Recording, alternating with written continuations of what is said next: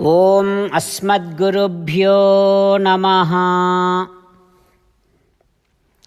ఓం శ్రీకృష్ణ పరబ్రహ్మణే నమః.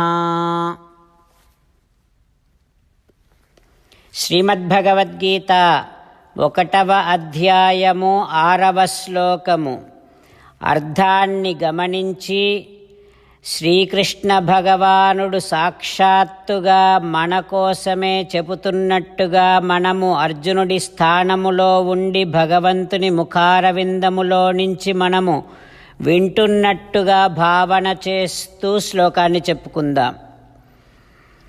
దుర్యోధనుడు ద్రోణాచార్యుడితో చెబుతూ ఉన్నాడు, ఓ ఆచార్య, శత్రు సైన్యములో యుధామన్యుడున్నాడు.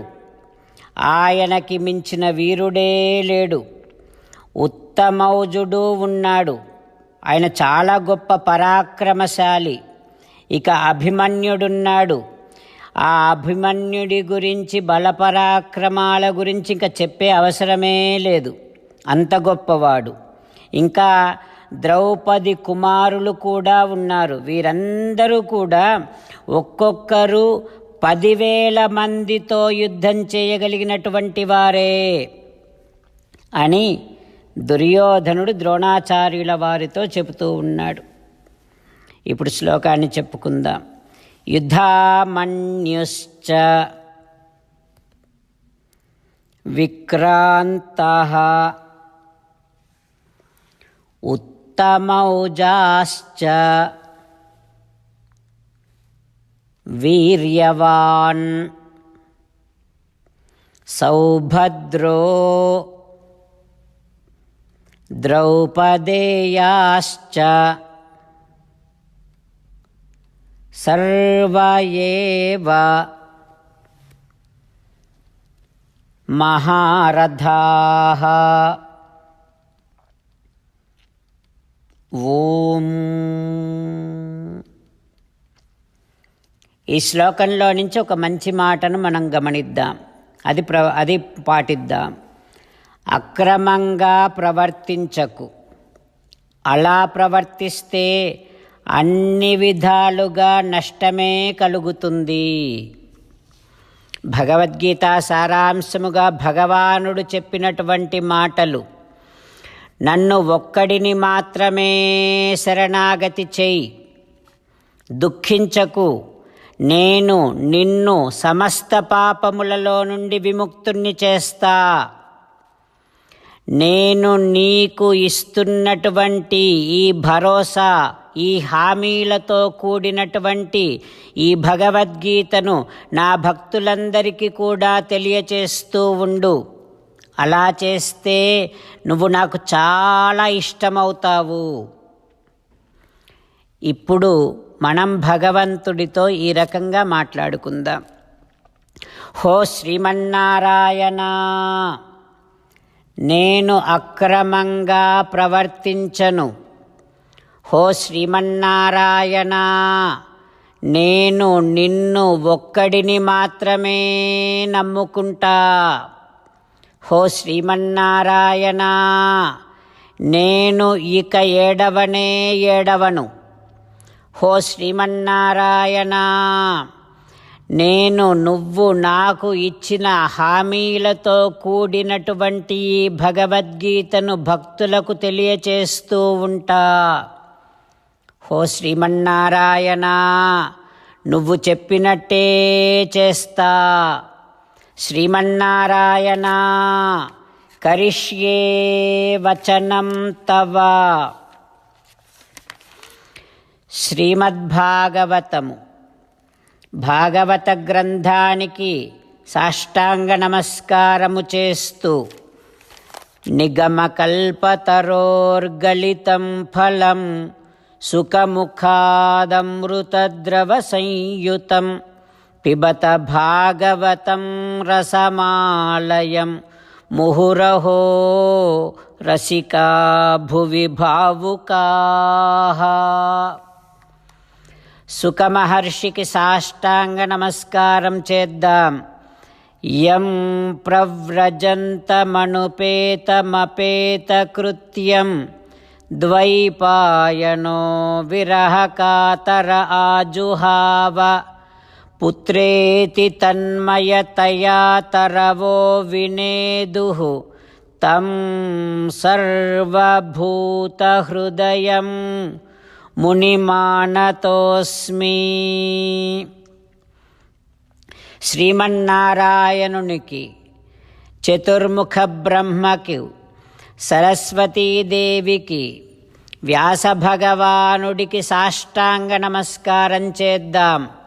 నారాయణం నమస్కృత్య నరం చైవ నరోత్తమం దేవీం సరస్వతీం వ్యాసం తతో జయం ఉదీరయేత్.